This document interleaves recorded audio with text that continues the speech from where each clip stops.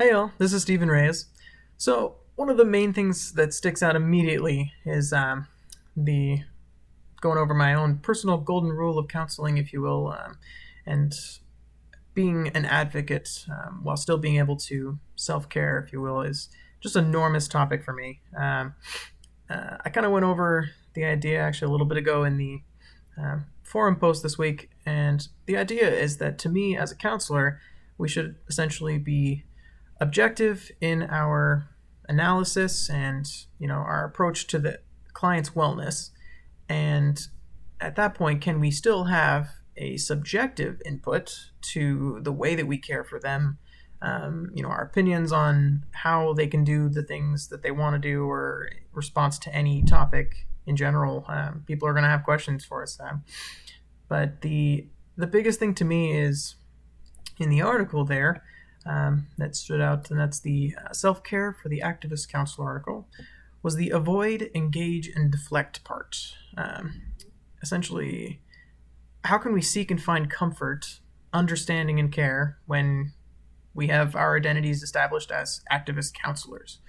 Um, there's a lot of things that happen that we feel like, because more or less that we're objective, can we get involved in different advocacies? I mean, it's it's kind of interesting to think about. At what point are we no longer objective? At what point are we no longer advocating for something that's positive or negative? Even it really doesn't matter, and we're going into a uh, just kind of just with the rest of the crowd. I mean, what makes us different as counselors?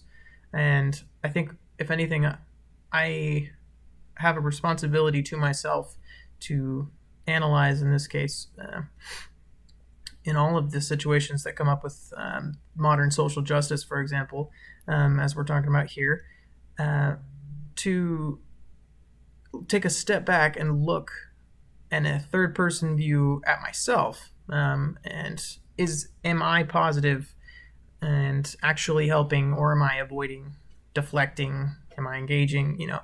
It's just really interesting, the concept there, that we as uh, counselors can be all over the place, both in the fields, different professions in general, medical, law. I mean, you name it, school, education. It's interesting. But the Bible verse that specifically is, to me, that stands out for supporting social justice.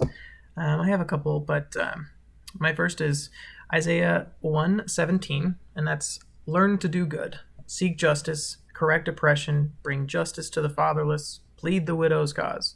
I mean, it just kind of sums up, it doesn't matter who it is if they need assistance. I mean, that's how God loves. He doesn't care what it is you do, your job, where you're from. You're supposed to just care. That's the point. So, justice, by that definition, is just for everybody. It's to be equal, which in this case, my next one would be Proverbs 31:9, is the instructions essentially of open your mouth, judge righteously, defend the rights of the poor and the needy. Again, there's no specific if, there's no buts. This is what you're supposed to do. And to me, it just stands out. Social justice is that. You're supposed to do this, and it's not being done. You're supposed to be caring for all of the people of different ethnicities, races, and you're not.